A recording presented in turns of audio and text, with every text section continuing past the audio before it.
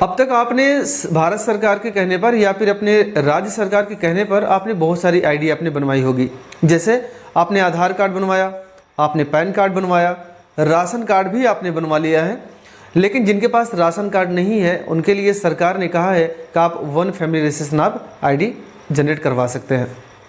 यदि आप ration card बनवाना चाहते हैं और आप जन सेवा केंद्र का, सीएससी सेंटर का और अधिकारियों का चक्कर लगाते लगाते आप थक गए हैं और आपको सिर्फ वादा दिया जा रहा है कि आज नहीं कल आपका राशन कार्ड बन जाएगा और आपको राशन मिलना शुरू हो जाएगा या फिर सरकारी योजनाएं जितनी भी हैं उन सब का लाभ मिलना आपको शुरू हो जाएगा, तो आप बिल्कुल परेशान ना हो। उत्तर प्रदेश सरकार ने आपकी एक नई स्कीम लागू किया है जिसका नाम उन्होंने रखा है वन फैमिली रजिस्ट्रेशन। ध्यान रखें, बस आपके आधार कार्ड से एक मोबाइल नंबर लिंक होना चाहिए। वो मोबाइल नंबर एक्टिवेट होगी और आपके मोबाइल पर OTP जाएगी और मात्र 5 मिनट में आपका वन फैमिली रजिस्ट्रेशन कंप्लीट हो जाएगा, जिसके जरिए आप भविष्य में आने वाली जितनी भी सरकारी योजनाएं हैं उसका लाभ आप आसानी से प्राप्त कर सकेंगे। जैसे मान लीजिए कि अगर आप PM किसान योजना का लाभ उठा रहे हैं, जो पुराने लोग हैं उनका तो ठीक है, और जो नए लोग हैं उनके लिए वन फैमिली रजिस्ट्रेशन आईडी मांगी जाएगी। और इसमें सरकार ने ये कहा है कि जिनके पास राशन कार्ड संख्या मौजूद है उनको वन फैमिली रजिस्ट्रेशन आईडी करवाने की ज़रूरत नहीं है। अर्थात कुल मिला के ये बात है कि अगर आपके पास राशन कार्ड संख्या नहीं है तभी आप इसको ऑनलाइन करवाएं। ध्यान रखें कि उत्तर प्रदेश के जितने भी नागरिक हैं उन सबको वन फैमिली रजिस्ट्रेशन आईडी ज़रूर बनवानी होगी। दरअसल बात यह है कि सरकार ने जितने भी परिवार हैं, अभी जब सरकार बन रही थी तो उन्होंने कहा था कि हर घर हर बेरोजगार कार्ड चल रहे। दरअसल सरकार ने जब सरकार का चुनाव, अरे यार एक हटाएंगे, सरकार ने ये कहा था कि जितने भी बेरोजगार युवा हैं हर परिवार को रोजगार देने का उन्होंने वादा किया हुआ था, जिसके तहत सरकार ने कहा है कि यहाँ पर जो वन फैमिली रजिस्ट्रेशन आईडी आप ऑनलाइन करवाएंगे उसके ज़रिए आप बेरोजगार हैं कि आपके पास सरकारी नौकरी है, ऐसे तमाम प्रकार के जो डेटा है वो इकट्ठा करेगी और अपने अनुसार आपको रोज़गार देने का काम करेगी। क्योंकि अभी हम आपको अभी नोटिफिकेशन पे ले चलेंगे, स्क्रीन पर ले चलेंगे, वहाँ पर हम आपको दिखाएंगे कि साफ साफ लिखा गया है कि जितने भी बेरोजगार युवा हैं उनको क्या करेगा, वो रोज़गार देने का सरकार काम करेगी। अब कैसे करेगी ये मैं नहीं बता सकता हूँ, ना तो सरकार ने ये कहा है कि हम उसको कैसे रोज़गार देंगे। तो ये जो वन फैमिली रजिस्ट्रेशन आईडी है इसको बनवाना आपके लिए बहुत ज़रूरी है, इसको आप ज़रूर ऑनलाइन करवाएं। चलिए हम आपको स्क्रीन पर ले चलते हैं और आपको दिखाते हैं कि नोटिफिकेशन में सरकार ने क्या क्या जारी किया हुआ है अपने गजट में। यहाँ पर देखिएगा, अभी हमने आपको वीडियो के माध्यम से दिखाया कि किस प्रकार से आप उसको आप बनवा सकते हैं और लाभ आपको क्या क्या हो सकती है। अब देखें जरा, यहाँ पर स्क्रीन पर हम आ चुके हैं। तो यहाँ पर 3 PDF आपको दी गई हैं, जिसमें पहला आपको दिया गया है कि उत्तर प्रदेश के अध्यासित परिवार कल्याण योजना संचालित किए जाने के संबंध में जानकारी दी गई है कि आपको क्या क्या लाभ हो सकते हैं। दूसरे PDF में दिया गया है कि सरकारी गजट जो आती हैं उसमें आपके लिए क्या क्या सुविधाएं इसमें दी गई है। उसके साथ साथ तीसरे जो PDF दिया गया उसमें कहा गया कि उत्तर प्रदेश के अध्यासित परिवार फैमिली आईडी एक परिवार एक पहचान संचालित किए जाने के संबंध में भी कुछ जानकारी आपको दी गई हैं। हम तीनों PDF को अलग अलग से पढ़ेंगे और हम आपको समझाने की कोशिश करेंगे जिसमें खास चीज़ें दी गई हैं। तो चलिए हम पहला जो PDF दिया गया हम उसको आपको रीड करके दिखाते हैं। यहाँ पर हमने क्लिक किया, अब ज़रा देखें यहाँ पर इसमें जो खास चीज़ें हम सिर्फ मैं आपको वही बताऊंगा, उसके बाद आप अपना खुद पढ़ लीजिएगा। इसका जो लिंक है, इस PDF का लिंक है हम डिस्क्रिप्शन में दे देंगे, वहाँ से जाकर आप इसका पूरा पढ़ लीजिएगा। इसकी जो जानकारी दी गई टोटल हिंदी में, इंग्लिश में नहीं दी गई है। ये बहुत सही है क्योंकि उत्तर प्रदेश के जितने निवासी हैं वो मैक्सिमम हिंदी भाषा यूज़ करते हैं, इंग्लिश यूज़ नहीं करते। यहाँ पर देखिए ज़रा, हम आपको एरो के माध्यम से दिखाने का काम करते हैं कि सरकार ने आपके लिए क्या क्या सुविधाएं वहाँ पर लाई हैं। यहाँ पर हम देखो दूसरे लाइन पर यहाँ चलता है, ये वाली लाइन आप ध्यान रखिएगा, ये वाली लाइन यहाँ से आप पढ़ना शुरू करें।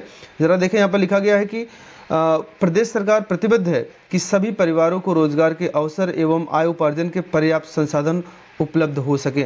अर्थात अगर आप वन फैमिली रजिस्ट्रेशन आप करवा लेते हैं तो आपको रोजगार के अवसर प्रदान करने की सरकार क्या कर रही है, वो प्रतिबद्ध है।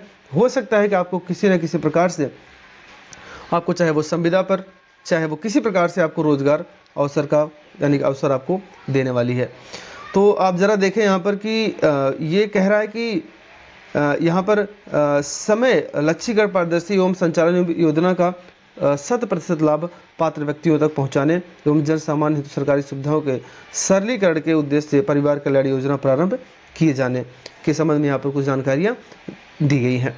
तो यहाँ पर उन्होंने कहा है कि अगर आप वन फैमिली ID रजिस्ट्रेशन करवा लेते हैं तो कुछ डेटा यानी कि बहुत सारी डेटा आपका जो है ना वो उस सरकार के पास पहुँच जाएगा और वो उस डेटा के अनुसार आपको वहाँ पर आपको कुछ जो भी सरकार के पास सुविधाएं होंगी आपको देने का काम करेंगी।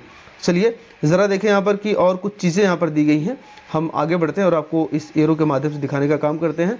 अब इस लाइन को आप ज़रा ध्यान से देखें। इसमें कहा गया कि वर्तमान में उत्तर प्रदेश सरकार अध्यासित लगभग 3.6 करोड़ परिवार, जिसमें कुल 15 करोड़ व्यक्ति का रजिस्ट्रेशन वहाँ पर है और 15 करोड़ व्यक्ति खाद्य सुरक्षा योजना से आच्छादित हैं। अर्थात हर महीने सरकार 15 करोड़ लोगों को खाद्य सुरक्षा के तहत योजनाओं का लाभ पहुंचाने का काम करती है। तो अब ज़रा देखें यहाँ पर एक चीज़ और, इसको ध्यान समझिएगा कि इन परिवारों को की राशन कार्ड संख्या ही परिवार ID होगी। अर्थात जिनके पास राशन कार्ड पहले से मौजूद है उनको ये वन फैमिली रजिस्ट्रेशन ID करवाने की कोई ज़रूरत नहीं है। ऑनलाइन आप ना करवाएं, आपके पास ऑलरेडी कोई ना कोई एक परिवार ID रखी गई है। चलिए ज़रा देखते हैं, हम आगे बढ़ते हैं और जो खास चीज़ें हम उसको दिखाने का आपको काम करते हैं। यहाँ पर ज़रा देखें कि हाँ ये चीज़ यहाँ पर ये वाली लाइन हम आपको एरो के माध्यम से फिर से दिखाने का काम करते हैं।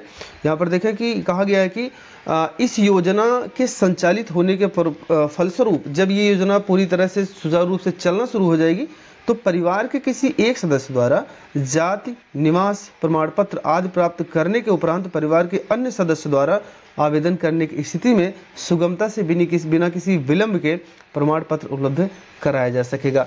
जैसे मान लीजिए कि आप जिस फैमिली ID में आपको ऐड किया जाएगा उस फैमिली ID का कोई भी सदस्य अगर आय जाति निवास या जो भी कोई प्रमाण पत्र बनवाता है तो उस परिवार के अन्य सदस्य को भी बिना विलंब किए हुए वहाँ से आप वो सारे डॉक्यूमेंट डाउनलोड कर सकते हैं। आपको कहीं भटकने की ज़रूरत नहीं पड़ेगी, बड़ी आसानी से आपको ये सारी सुविधाएं मिल जाएंगी, ठीक है ना। लेकिन इसको चालू होने में थोड़ा सा वक्त लगेगा। अब ज़रा देखें यहाँ पर हम आगे बढ़ते हैं और यहाँ पर कुछ चीज़ें यहाँ पर हम साझा करने वाले हैं और ये देखें ज़रा, यहाँ पर हम आगे बढ़ते हैं। यहाँ जो पेज नंबर 2 में सारी चीज़ें दी गई हैं ये बहुत ही इंपॉर्टेंट है, इनको आप एक बार ज़रूर पढ़ लेंगे ताकि आपको ये सारी चीज़ें आसानी से समझ में आती रहें। अब ज़रा देखें, हम पहली लाइन को ज़रा गौर करिएगा कि प्रदेश के निवासित ऐसे परिवार जो राशन कार्ड से आच्छादित हैं उनके राशन कार्ड को ही परिवार ID माना जाएगा तथा ऐसा परिवार जिनके पास राशन कार्ड नहीं है उनके परिवार ID बनाने हेतु पोर्टल का विकास किया जाएगा। दूसरा ज़रा देखें, यहाँ पर दूसरा कह रहा है कि परिवार ID से संबंधित समस्त कार्यों के संपादन हेतु नियोजक विभाग नोडल विभाग होगा, ठीक है ना। तो यहाँ पर देखो ये विभाग उन्होंने निर्धारित कर दिया है। उसके बाद यहाँ पर देखें केंद्र सरकार द्वारा आधार अधिनियम की धारा 7 के अधीन अधिसूचित योजनाओं के अंतर्गत तत्काल सब AU ऑनबोर्डिंग की कार्रवाई पूर्ण करते हुए लाभार्थियों का आधार प्रमाणीकरण करवाना सुनिश्चित किया जाएगा। यानी कि कुल मिला के बात यह है कि आपका जो डेटा बनेगा वो आधार आधारित होगा। आधार में जो डेटा आपका है वही डेटा इनके साथ आपको साझा करना होगा।